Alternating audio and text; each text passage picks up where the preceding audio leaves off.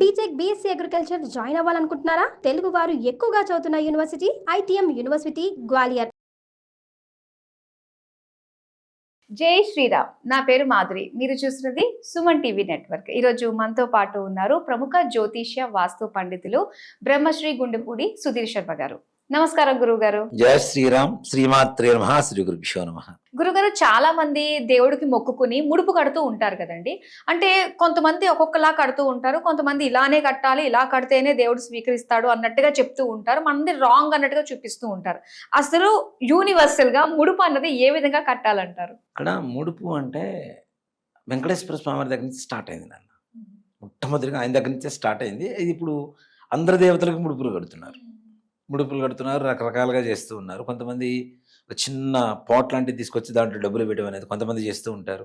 ఈ డబ్బులు మొత్తం స్వామివారి హుండీలో వేస్తా అని చెప్పి మొక్కుకోవటం, ఇలా చేస్తూ ఉంటారు. ముడుపు అంటే మొట్టమొదటిగా చెప్పాలి అంటే ఒక కార్యానికి నాందిగా చెప్పుకోవచ్చు. ఓకే స్వామి, నేను ఈ పని ప్రారంభిస్తున్నాను, ఈ పని పూర్తి అయ్యారా నువ్వు చూడు. ఆ ముడుపు ఏ దేవుణ్ణైతే మనం భావించి కడుతున్నామో ఆ ముడిపే ఆ భగవంతుడు అనుకోవాలి. ముడిపే భగవంతుడు. ఓకే, అనేది చాలా పవిత్రంగా ఉండాలి. ఏదో మనం తీసుకొచ్చి ఓ పక్కన పెట్టేసి ఇవి ఇస్తామంటే అది కానుక వేరు, ముడుపు వేరు కదా.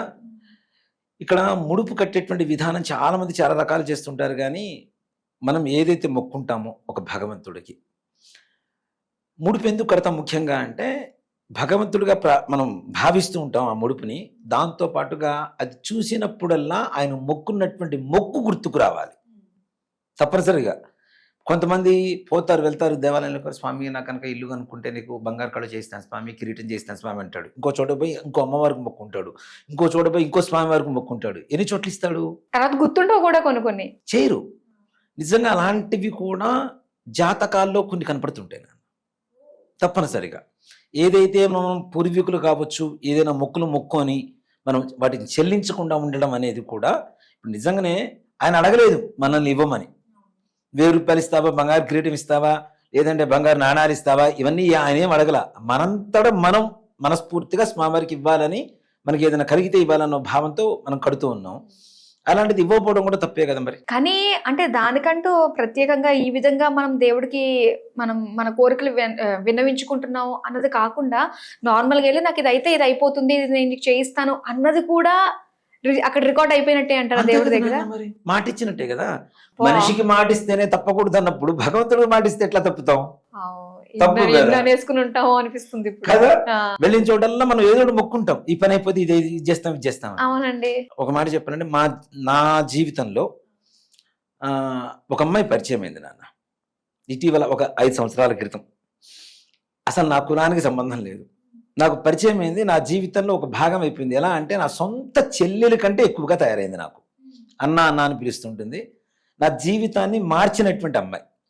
ఒక మాట చెప్పాలంటే ఫైనాన్షియల్గా నేను ఎలా ఉండాలి, ఎలా ఉంటే జాగ్రత్తగా ఉంటామని చెప్పి నా జీవితాన్ని, నాకు జన్మనిచ్చింది మా తల్లి, నాకు ఆర్థిక జన్మనిచ్చింది ఈ తల్లి. చిన్నమ్మాయి, పెద్ద వయసు కూడా కాదు. కానీ ఆ అమ్మాయికి కొన్ని కష్టాలు ఉన్నప్పుడు నేను దేవాలయానికి వెళ్ళినప్పుడు మొక్కునేవాడిని తప్పనిసరిగా. నేను అమ్మాయిని పిలవడం కూడా కన్నమ్మ అని పిలుస్తాను నేను. కానీ నా ఫోన్లో కూడా అట్లానే ఫీడ్ అయి ఉంటుంది ఇప్పటికీ. ఇట్లా ఆమెకి ఈ కష్టం ఉంది. నేను వెంకటేశ్వర స్వామి దగ్గర గట్టిగా తిరుపతి వెళ్ళినప్పుడు అమ్మాయి గురించి ఏదన్నా అనుకుంటే తప్పనిసరిగా పని అయిపోతుంది నాకు వెంటనే.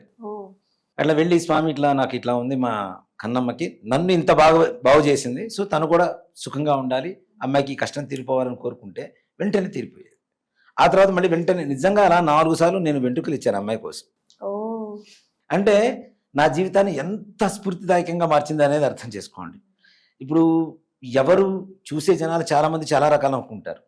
కానీ అమ్మాయి నన్ను మనస్ఫూర్తిగా అన్నయ్య అని పిలుస్తుంది, నేను కన్నమ్మ అని పిలుస్తా. అసలు ఎంత స్వతంత్రంగా ఉంటుంది అంటే నన్ను కమాండ్ చేసేది మా అమ్మ, తర్వాత మళ్ళీ తనే. నువ్వు ఇది తప్పు చేస్తున్నావు, ఇది అనవసరమైనటువంటి ఖర్చు, అసలు ఈ దారిలోకి వెళ్ళొద్దు.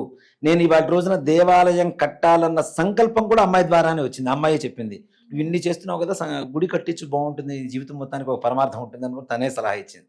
ఆ సమయంలోనే స్థలం కొనడం, దేవాలయం కట్టించడం ఇవంతా కూడా జరిగింది. సో అంటే అమ్మవారి దేవాలయ నిర్మాణానికి కూడా నాంది అమ్మాయి దగ్గర. అమ్మాయి బాగుండాలని కోరుకోవడంలో తప్పులేదుగా. మా సొంత చెల్లి అనుకున్నా, తల్లి అనుకున్నా, కూతురు అనుకున్నా, ఎలా అనుకున్నా నాకు చాలా మంచి ఇది ఉంది. అలా జరిగినప్పుడల్లా నేను వెళ్ళి తప్పనిసరిగా ఏదైతే మొక్కుంటానో అది తీర్చి వచ్చేవాడిని. మళ్ళీ తర్వాత ఇంకేదైనా కావాలని కోరుకున్నా కూడా వెంకటేశ్వర స్వామి తప్పనిసరిగా పనిచేసి పెట్టేవాడిని. అంత ఇదిగా ఉండేది. ఇక్కడ మనం ఏదైతే కోరుకుంటున్నామో అది భగవంతుడు ఇచ్చినప్పుడు భగవంతుడికి ఇస్తామన్న మాట మనం ఇచ్చి తప్పడం కూడా తప్పే కదా, మహాపొరపాటు కదా కదా. మన స్వామి ఇప్పుడు తిరుపతి వెంకటేశ్వర స్వామి దేవాలయాన్ని కొన్ని కోట్ల మంది దర్శనం చేసుకునేటప్పుడు ఆ కోట్ల మందిలో నన్ను గుర్తు పెట్టుకొని నేను చెప్పుకున్న సంకల్పాన్ని ఆయన విని ఆ పనిని పూర్తి చేసి పెట్టాడు అంటే దాని కృతజ్ఞతా భావం మనకు ఉండాలిగా. కృతజ్ఞత అంటే ఆయన ఏదో గొప్పగా అడగల, మనం ఇస్తామన్నదే తీసుకుంటా అంటున్నాడు.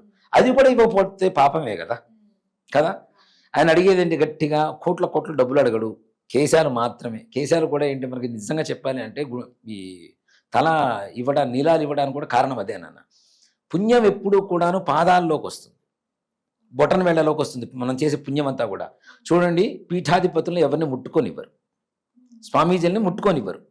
అందులోనూ బొటన వేళ్ళు ఏ ఉపాసనా పరులు కూడా ముట్టుకొనివ్వరు. అంటే వాడు ఉపాసన చేసేటువంటి బలమంతా కూడా బొటన వేళ్లలోకి వస్తుంది. అలాగే పాపం అంతా ఎక్కడికి వస్తుందంటే శిరోజాలకు వస్తుంది. భగవంతుడు అక్కడ శిరోజారు కోరుకుంటున్నది కూడా నీ పాపాన్ని తీసేయడానికే. పాపం చేసేది ఎంతో మెదడుతోనే కదా, మైండ్తోనే కదా. మరి ఈ మెదడును అంటుకొని ఉన్నవే కదా వెంట్రుకలన్నీ కూడా. ఈ పాపాలు మొత్తం నీలాల తల వెంట్రుకల్లోకి వస్తాయి. కాబట్టి అవి ఎప్పుడైతే భగవంతుడికి ఇస్తున్నామో మనం చేసినటువంటి పాపాలు కూడా పోతాయని చెప్పి పాపాలను స్వీకరిస్తున్నాడు. మన పాపాలను ఆయన అంతటి కరుణామయుడు ఆయన. అది మనం గ్రహించక మనం ఏదో పెద్ద మన నీలాన్ని మొత్తం ఇస్తున్నామని చెప్పి చూస్తూ ఉంటాం. దీంట్లో కూడా ఇంకోటి కూడా చెప్పాలనుకుంటున్నాను అన్న. తిరుపతి దేవస్థానం కావచ్చు, ఏ దేవస్థానమైనా కావచ్చు, ఆడవాళ్ళు పుట్టింట్రుకుల తర్వాత మరలా బోడిగుండు చేయించుకోకూడదు భర్త ఉండగా. ఓకే, ఎప్పుడూ కూడా బోడిగుండు చేసేది మనకి ఎప్పుడూ తెలుసు. పూర్వకాలంలో చేసేవాళ్ళు, భర్త చనిపోతే చేసేవాళ్ళు. కాబట్టి ఎంత మొక్కున్నా సరే, మొక్కులు ఇలా మొక్కకండి ఆడవాళ్ళు దయచేసి బోడిగుండు చేయించుకుంటానని ఇలాంటివి తప్పు. పుణ్యస్త్రీగా ఉన్నప్పుడు తప్పనిసరిగా అలాంటివి చేయకూడదు. కాబట్టి 3 కత్తెరలు అంటాం కదా, ఆ 3 కత్తెరలు 3 చోట్ల తీసేసి 3 కత్తెరలు ఇస్తారు. అవి వచ్చు కానీ ఆడవాళ్ళు పొరపాటున కూడా సంపూర్ణమైనటువంటి వపనం అనేటువంటిది చేయించుకోకూడదు అనేటువంటిది శాస్త్రం చెబుతుంది. అది గుర్తుపెట్టుకోండి దయచేసి. ఇప్పుడు చాలా మంది మనం తిరుపతి పోతే చూస్తూ ఉంటాం. అవి చూసినప్పుడల్లా అనిపిస్తుంటుంది, అబ్బా ఎందుకబ్బా ఇట్లా చేయించుకున్నారు అని బాధేస్తూ ఉంటుంది. అది కరెక్ట్ కాదు. 3 కత్తెరలు ఇవ్వండి, చక్కగా స్వామివారి ముడుపు చెల్లిపోతుంది. అలాగే కొంతమంది పుట్టెంట్రుకలు మొక్కుంటారు, మన స్వామి దగ్గర తీస్తామని వెళ్ళటం కుదరదు. అలాంటివి కూడా ముడుపు కట్టొచ్చు. పిల్లలు పుట్టారు, పుట్టెంట్రుకలు తీయించాలి, మేము తిరుపతిలో తీస్తామని మొక్కుంటాం, ఆనవాయితీ అనుకుందాం, మొక్కోవటం అనుకోదాం. కానీ అంత దూరం వెళ్ళలేనప్పుడు కూడా అవి కూడా ముడుపు కట్టే విధానంలో దీంట్లోనే చెప్తాను నేను మీకు. ముడుపు కట్టే విధానం కూడా ప్రధానంగా చాలా పవిత్రంగా స్నానం చేసిన తర్వాత మంచిగా ఉతికిన బట్టలు కట్టుకొని స్వామివారికి పూజ చేసుకొని ఇంట్లో దీపారాధన చేసుకొని చిన్న వైట్ కలర్ క్లాతులు మనకు దొరుకుతుంటాయి. అవి పసుపు నీళ్ళల్లో ముంచి ఆరవేయండి. క్లాత్ని ఆరవేసి చక్కగా దాంట్లో మీరు అనుకున్న డబ్బులు కావచ్చు, ఇలాగే తల నీలాలు ఉంటాయి కదా, ఆ నీలాలు మొత్తం కూడా తీసేసి పుట్టింట్రుకులు తీసినప్పుడు అవి మొత్తం ఇట్లానే ఎల్లో కలర్ క్లాత్ తీసుకొని మూట కట్టేసి పైన పెట్టేసుకోండి. వెళ్ళినప్పుడు అక్కడ కళ్యాణ కట్టలో సమర్పించండి. వెళ్ళలేనటువంటి సమయంలో, వెళ్ళగలిగితే వెళ్ళొచ్చు, వెళ్ళలేనటువంటి సమయంలో ఇలా తీసుకెళ్ళి అక్కడ కళ్యాణ కట్టలో ఇచ్చేసి రావచ్చు. అది కూడా స్వామివారికి చెందుతుంది. అంతవరకు ఆ పుట్టింటికి మనం ఒక్కడు కూడా బయటకు పోనీయకుండా మొత్తం టవల్ వేసి చేయిస్తున్నాం కదా, దాంట్లో మూట కడుతున్నాం కదా, ఆ మూట కట్టి మొత్తం స్వామివారికి ఇస్తున్నాం కదా, దాంట్లో ఒక్కటి కూడా మనం ఇది మిస్ అవ్వట్లేదు కదా. కాబట్టి అది కూడా స్వామివారికి చెందుతుంది. పుట్టింటికలు చేయడంలో ఆ విధానం కూడా అవలంబించవచ్చు. ఈ ముడుపు కట్టాలంటే తప్పనిసరిగా ఈ విధంగా పసుపు బట్టలు కట్టిన తర్వాత దానికి చక్కగా గంధం బొట్టు పెట్టి, కుంకుమ బొట్టు పెట్టి, దేవుడి దగ్గర ఏ దేవుడి కోసమైతే మనం మొక్కున్నామో ఆ దేవుడి పటం ముందు పెట్టి ప్రతి నిత్యం దాని మీద ఒక పుష్పం పెడుతూ ఉండండి. తప్పనిసరిగా మనం పుష్పం పెడుతున్నప్పుడల్లా మనకు గుర్తుంటూ ఉంటుంది. తప్పనిసరిగా స్వామివారి మొక్కుంది, తీర్చుకోవాలి, వెళ్ళాలి అన్న ఆలోచన ఉంటుంది. తప్పనిసరిగా తీర్చుకోవచ్చు. ఆ విధంగా పవిత్రంగా ముడుపు కట్టాలి. కానీ ఇలా పెడితే అలా కట్టడం మనం అనుకున్నాం కదా. ఇప్పుడు కొంతమంది ఉంటారు హాస్పిటల్లో ఉన్నప్పుడు ముడుపు కడుతుంటారు, ఆపద్ధర్మం అంటారు దాన్ని. అలాంటి సమయాల్లో మరీ మృత్యువుతో పోరాడేటువంటి సమయాల్లో తప్పు లేదు. కానీ మామూలుగా కట్టేటువంటి ముడుపు మాత్రం చాలా పవిత్రంగా స్నానం చేసిన తర్వాత ఉతికిన బట్టలు కట్టుకొని దేవుడికి పూజ చేసుకొని దీపారాధన చేసుకొని పూజ చేసుకున్న తర్వాత చక్కగా ముడుపు కట్టి ఆ ముడుపును అక్కడే పెట్టండి. రోజు ఒక పుష్పం పెడుతూ ఉండండి. మీ పని అనుకున్న పని మొత్తం పూర్తయిన తర్వాత చక్కగా తీసుకెళ్ళి స్వామివారి హుండీలో వేసేయండి. అంటే ఇప్పుడు నేను అనుకున్నది కావాలి, ఇల్లు కావాలి అనుకున్నప్పుడు అలాంటి వాళ్ళు ముడుపు కట్టాలనుకున్నప్పుడు ఏ విధంగా కట్టుకోవచ్చు అంటారు? నిజంగా మాట చెప్పాలంటే నాన్న, అలాంటివి ముడుపు కట్టాలి అంటే సింపుల్ చెప్తాను నేను. ఇల్లు కట్టుకోవడానికి, సొంత ఇల్లు కల నెరవేరడానికి అది వేరే చెప్తాను నేను మీకు. మామూలు ముడుపులు కట్టేది డబ్బులే కడుతూ ఉంటాం ఎవరు కట్టినా కూడా. కొంతమంది కొబ్బరికాయ ఇవన్నీ కూడా వేస్తూ ఉంటారండి ముడుపులో. ఇక్కడ అదే చెప్తాను నాన్న, అది ముడుపులో కట్టకూడదు. పీచు తీసిన కొబ్బరికాయ ఉంటుంది కదా, అది ఒక రెడ్ కలర్ క్లాత్లో పెట్టేసి దానికి కూడా అట్లానే చక్కగా బొట్టు పెట్టి ప్రతినిత్యం దాని మీద కూడా మీ సంకల్పంతో ఒక పుష్పం పెడుతూ ఉండండి.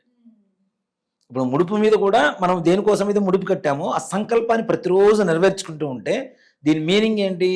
ప్రతిరోజు స్వామివారికి మన సంకల్పాన్ని విన్నవించుకుంటున్నాం. ముడుపే భగవంతులని చెబుతున్నాను కదా, భగవత్ స్వరూపం అని. కాబట్టి ఆ స్వామి వారికి విన్నవించుకుంటున్నాం కాబట్టి ఇన్ని రోజులు ఒక్కసారైనా ఆయన చెవిలో పడుతుంది, గ్యారంటీ మన పని అవుతుంది. ఓకే. ఇన్ని రోజుల్లో ఈ కొబ్బరికాయ కట్టినప్పుడు ఏం చేస్తారంటే వాటిని చాలా మంది కూడా ఎర్రగుడ్డలో కట్టేసి దాని మీద చిన్న పుష్పం పెట్టి పూజ చేస్తుంటారు. అలాంటివి నీళ్లల్లో వేయాలి, కానీ కొబ్బరికాయలు తీసుకెళ్ళి ఇట్లా దేవాలయాల్లో హుండీల్లో వేసేటువంటి పరిస్థితులు అసలు ఎక్కడా లేదు. పూర్వకాలంలో కూడా ఇదే పని చేసేవాడు. మా గురుగారు ఒక ఆయన ఉన్నారు, ఆయన ఏం చేసేవారంటే సంకల్పం ఏదైతే దేనికోసం అయితే ఆయన ఆరాధించే దేవుణ్ణి సంకల్పం చేసుకొని మంత్రాన్ని జపించి కొబ్బరికాయ ఇచ్చేవాడు. ఇచ్చేసి ఈ కొబ్బరికాయ తీసుకెళ్ళి రోజు దాని మీద ఒక పుష్పం పెడుతుంటారు, 2 అక్షతలు వేసి నమస్కారం చేసుకోరా అని సంకల్పం చెప్పని చెప్పేవారు. అయిన తర్వాత ఏం చేయాలి అంటే ఎక్కడ నీళ్లలో వేసేసిరా. ఇన్ని రోజులు అంటే కొబ్బరికాయ ఆటోమేటిక్గా లోపల వాటర్ అంతా ఎండిపోతుంది కదా, అలాంటి కొబ్బరికాయ దేవుడి దగ్గర కొట్టలేం కదా. పీచు తీయకుండా ఉన్నటువంటి కొబ్బరికాయ పెడతాం మనం, అక్కడ పీచుతో ఉన్న కొబ్బరికాయ పెడతాం మనం కదా. ఆ కొబ్బరికాయ తీసుకెళ్ళి నీళ్లలో వేసిరమ్మని చెప్తారు. అలాంటి ముడుపులు నీళ్లలో వేయాలి. ఏదైనా దానం, బంగారం ఇట్లాంటివి ఏదైనా ఉంటే స్వామి వారికి సమర్పించుకునే పరిస్థితులు మనం చేసుకోవాలి తప్పనిసరి. ఓకే గురుగారు, ముడుపు ఎలా కట్టాలనే విషయాలు మాకు తెలియజేసినందుకు ధన్యవాదాలు. శ్రీమాత్రే నమః. శ్రీ గురుభ్యో నమః.